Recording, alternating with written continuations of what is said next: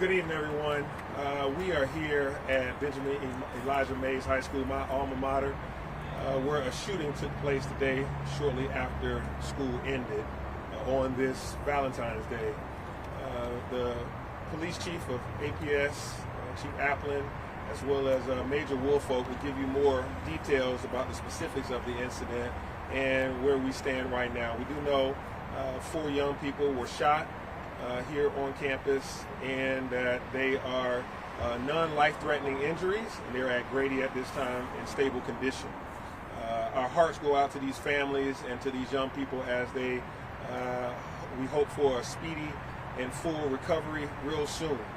And we also intend to use all the resources that we have at APS, PD, APD, Atlanta Fire Rescue Department. We're here earlier today, using all the resources we have to be able to bring these individuals to justice and to also continue to end the violence that happens in communities.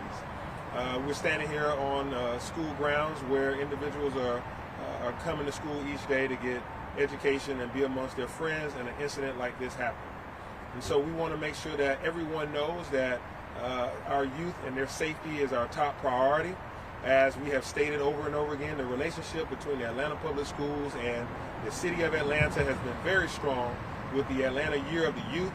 And we've done a lot of amazing things to make sure we brought down violent crime over the past year and youth-related crime. But incidents like today, where young folks can have access to a gun, this is concerning and it's dangerous. APSPD was there swiftly. They were already on the scene. APD was there and Atlanta Fire Rescue was there. But we want to make sure that these young people continue to use conflict resolution to de-escalate incidents that may occur. And so that's why I'm going to ask that next week, parents, take note of this. Next week is winter break at APS. Make sure you go to our website, atlyearoftheyouth.com, and click on Safe Spaces. The recreation centers, their hours of operation are online, where you can be able to see where you can send your student for free. Boys and Girls Club, the City of Atlanta Parks and Rec, at Promise Centers, and other places. While school is out, you can have safe spaces for your young person to be able to enjoy themselves, but also get some enrichment and some activities that are safe. And so there's a number of places that our nonprofit partners, as well as APS and the City of Atlanta, have designed for our kids to remain safe throughout next week and even in after-school programming. So I want to make that clear that we intend to keep you safe by having you filled with activities. And so today, after school, we also encourage parents to make sure they come get their kids or have somewhere for them to go throughout the school year after school. And so I'll stop there and say that, this making sure that we continue to bring down violent crime and make sure all our young people are safe is our top priority. And I just thank for the partnership of Atlanta Public Schools PD, Atlanta Police Department, as well as Atlanta Fire and Rescue for being here today and to get those kids to safety, and they're at Grady right now in stable conditions. So now at this time, I'll turn it over to the APS PD Chief Applin. Good afternoon. I'm Chief Ron Applin, Chief of Police for Atlanta Public Schools. On today at approximately 4 o'clock, there was a fight that our officers responded to in the parking lot. Shortly after responding, there were shots fired. Four students were shot. Our officers were there. They immediately responded, treated the students who were wounded, summoned for additional support. Atlanta Police also arrived with additional officers from Atlanta Public Schools Police. We worked together to make sure that those students got to the hospital safely and securely, that they were treated. We're working together now to try to figure out who committed this crime. We have always been working together for quite some time. We continue to work together day in and day out. It's been one of the most cooperative efforts I've seen between Atlanta Public School Police and Atlanta Police Department. Thank you. Chief, can you tell us one person or two? One second, we're going to make sure Woolfolk gets a chance to speak. Major Woolfolk. Yeah, good evening. Major Ralph Woolfolk, Criminal Investigations Division at Atlanta Police Department. As the mayor and chief indicated, we were working in a collaborative effort very early on in this investigation. We did receive that first 911 call around 4 p.m. At the time in which the Atlanta Public Schools Police Department was already on scene and working just very quickly and getting information out over the radio. The information they were able to provide early on was critical in us being able to quickly get a vehicle stopped at Baker Road and Commercial Drive. Inside of that vehicle that we were able to stop, we were able to detain 3 individuals that were taken back to headquarters and subsequently interviewed. So as I indicated, we are still very early in this investigation. There are several facets of the investigation that we are attempting to work through in processing the scene and working collaboratively with the Atlanta Public School System. There's several items of evidentiary value that were still left here on scene, and certainly the vehicle and persons in question inside of the vehicle, of which we have not established a nexus or association to this incident yet, but we are interviewing them and they are cooperative in the investigation at this time. Before I turn it over, I want to say one more thing. Right now, there are still some students that are inside the cafeteria being interviewed. They're being connected to their parents, and the parents are here picking them up. And so if you're a parent or a grandparent, continue to make sure that you stay in touch with your student as we're conducting interviews, as was mentioned by Major Woolfolk. That process is sped up. We've brought them food. It's on the way, and I've been able to talk to the young people, talk to some of the faculty and staff that's here as well, and as well as the parents. And so we're reconnecting parents with students as fast as we can, and making sure that the crime scene is being processed as quick as possible. So now I'll take your questions and pass it on to the Chief. Okay, Chief. Can you describe then the situation where there was a fight, your officers responded, and they were there when somebody opened fire? That is correct. They were there. There was an officer on scene while those shots were being fired. He broadcasted that over the radio, requested additional support, and we had assistance from APD and APSPD to come out to help get control of the situation. Can you tell us this much? What sort of argument was there between the shooter or shooters and the people they were aiming at? I don't have the specifics on that, but Nathan will be able to share We'll more. take that. As we indicated, it's still very early in the investigation to assign any motives to anything at this time. But as Chief indicated, we were able to get those 4 individuals that were shot on scene. There's 3 17-year-olds and an 18-year-old.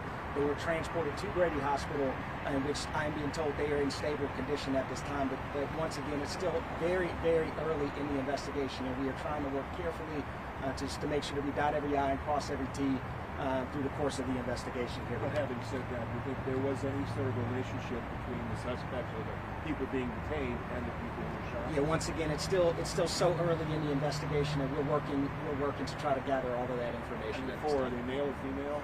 They're all males, all male victims. That's And correct. you don't know if the 3 people detained, are they students? No. So at this point in time, we do know there was a 35-year-old woman that was in the vehicle at the time.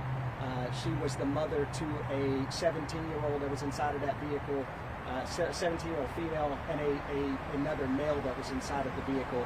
All of those individuals are at headquarters, and they are cooperating with our investigation at How this old is time. the male? I will get the age of the male. Let's some other folks asking questions here. How many students do you still have in there tonight? Talk about the process of getting them out. I know that some parents have been waiting for some time.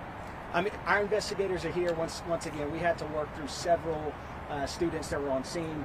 We began with approximately 100 students or so that were here and that we needed to interview. At this point in time, I'm being told that there's about 20 more interviews that have to take place, and we are working through those very, very quickly. Just to be clear, no one's been charged for this, correct? Not at this time. Okay. No. Mr. Mayor, could we have your reaction as far as this is where you went to school, you're a parent, just reaction to hearing this, especially on the anniversary of Parkland and that horrible occasion in Florida? Yeah, I'm shocked and heartbroken. And this is the place where I spent 4 years of my life as a student, and I climbed this hill every day going to class. And, you know, I feel sorry for the young people that have been impacted by this, those directly that's been shot, and those indirectly that were around to witness that, and those right now that's being inconvenienced. I want them to get a good night's rest tonight. I want them to know that Atlanta Police Department and APSPD are taking, this very seriously and going to continue to protect their safety. I want their parents to know that we take this very seriously as well. But this is where I went to school, and this is where I've been at least a couple of times a year as mayor, coming here for various events, whether it's sports related, academic related. These are bright young people. These are kids that have a bright future.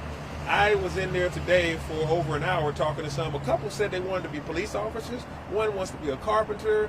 Some want to be engineers, and they shared that with me because I'm an engineer coming from this school. So they're interested in their future. And a couple of bad actors have just disrupted this day, but they're not going to disrupt their dreams, and we're going to help them get to where they're going in life, so that this school, a school of excellence, one that produces, great citizens of our city. We want to make sure that this school doesn't have a black eye on it because of this issue. These kids are working hard. We've gotten almost to the end of this school year without incident, and we plan to carry forward with the rest of this school year with safety in our minds. Talk about going forward. Are there going to be any additional safety precautions tomorrow? Anything to make parents feel better? Any thoughts of retaliation or anything? Well, Chief has already. Chief, you can answer what tomorrow's going to look like. Sure. There's going to be a lot of visibility by our officers. We'll also have the assistance of Atlanta Police Department, and we're going to be very visible. You're going to be very noticeable on campus tomorrow, in the hallways, outside as they come into the school. Very visible, so that we can make sure that they feel a lot more comfortable tomorrow when they come to school. And Chief, just to clarify about the fight that brought this on, were the 4 students fighting each other, or were they fighting another group that ended up with the gun? You want to answer that, Major? Once again, we actively have investigators on scene that's combing through all of the video footage, making sure that we just meticulously process the scene. So it's still too early to put out those types of details, but we are working diligently through the investigation. All right, we've got our last question right here. What kind of communication No, was right sent here. out by Hold the up. school? We got our last question right here. Was there a text message, email message, any communication sent out from the school when this incident happened? Yes, as soon as possible after the incidents, we could get an understanding of what took place. A message did go out to the families of Mays High School. Yes. All right, thank you, everyone.